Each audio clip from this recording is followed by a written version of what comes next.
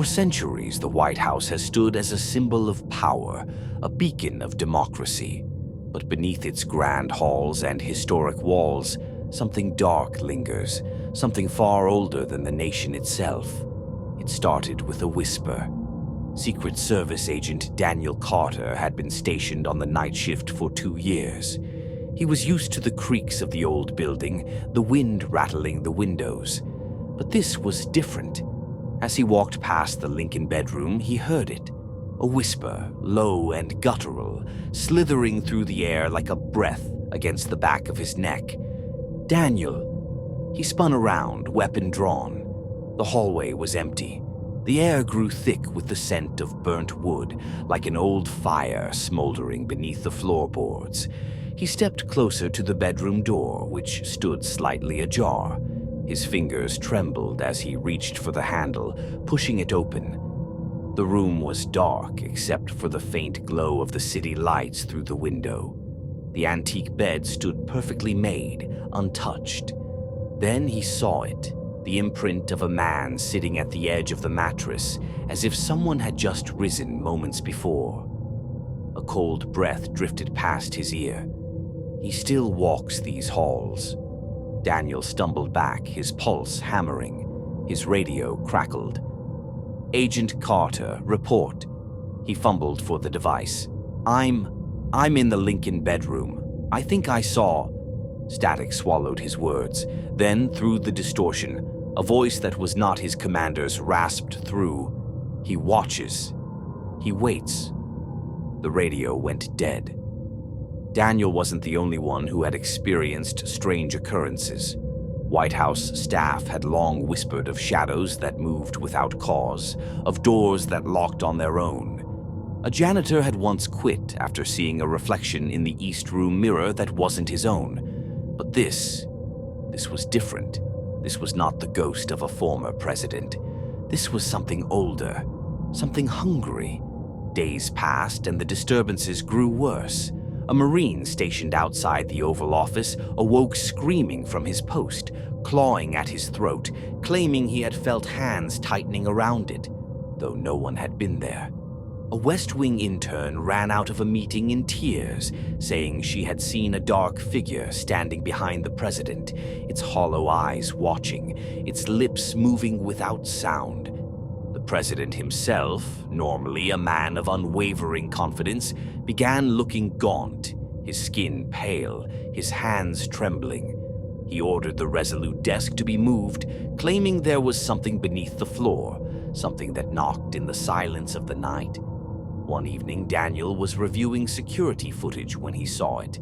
A figure, tall and emaciated, its body a twisted mockery of a man's, standing at the end of the long hallway leading to the Situation Room. Its mouth gaped open in a silent scream.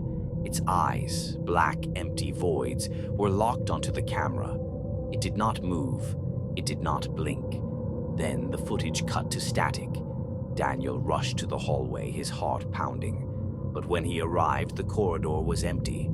The air was thick with the scent of sulfur, and just as he turned to leave, he saw it, etched into the marble floor. A single word: run.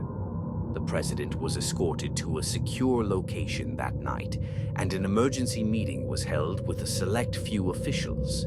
They brought in experts, not just security specialists, but those who dealt with the unexplainable. Men and women who spoke in hushed tones of things beyond human understanding. What they revealed was chilling. The White House was built upon land that once bore blood, an ancient ground of suffering long before America was born. Something had taken root here, something that fed off power, off fear. And now, with the weight of the world's decisions pressing against these walls, it was stronger than ever. They could not expel it. They could only contain it. To this day, the whispers continue. The shadows linger. And in the dead of night, when the halls are silent and the world sleeps, there are those who swear they can hear it, knocking beneath the floorboards, waiting. The White House has always been a place of power, history, and secrets. But some secrets refused to stay buried. Late one night, a junior staffer named Daniel Reynolds found himself alone in the West Wing, finishing up paperwork. The hum of fluorescent lights overhead flickered occasionally, casting uneasy shadows. The air conditioning had shut off for the night, leaving the air stale and heavy. He glanced at the time, 2:12 a.m. With a sigh, he packed his briefcase and reached for the lamp on his desk when he heard it. A slow, rhythmic knocking. It was coming from the hallway outside the Oval Office. Daniel frowned. No one else was supposed to be here. He stepped out, his polished shoes clicking against the marble floor. The hallway was empty. Another knock. This time from inside the Lincoln bedroom. The Lincoln bedroom was a known hotspot for ghost stories. People had reported seeing the tall, shadowy figure of the 16th president standing at the window, gazing toward the Washington Monument. Staffers whispered about his presence, but Daniel had always dismissed it as folklore. Yet, something about this moment felt different.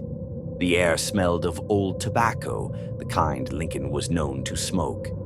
With hesitant steps, he approached the door and pushed it open. The room was dimly lit by the streetlights outside, casting long, jagged shadows. The antique bed loomed in the corner, perfectly made, untouched. The air was thick, charged, expectant. Then the temperature plummeted. Daniel's breath curled into mist as a wave of ice crawled down his spine. He took a step back when the floor creaked behind him. Heart hammering, he turned. There, standing in the reflection of the oval mirror above the fireplace, was a tall figure in a black suit and stovepipe hat. Daniel spun around. No one was there, but the reflection remained. Abraham Lincoln. His sunken eyes, black as coal, stared straight through Daniel. His mouth opened slightly as if about to speak. Then, a whisper. The Union must stand. Daniel stumbled back. The mirror shattered, glass raining onto the floor. The room shook as if a violent storm had erupted inside. From the hallway, a deep voice echoed, "He is watching!" Daniel bolted. He didn't stop running until he was outside, gasping for breath beneath the pale glow of the White House lanterns. The next morning, security found the Lincoln bedroom ice cold, with shards of glass covering the floor. The official report stated it was a structural issue, but Daniel knew the truth. Abraham Lincoln never left the White House, and he was still watching,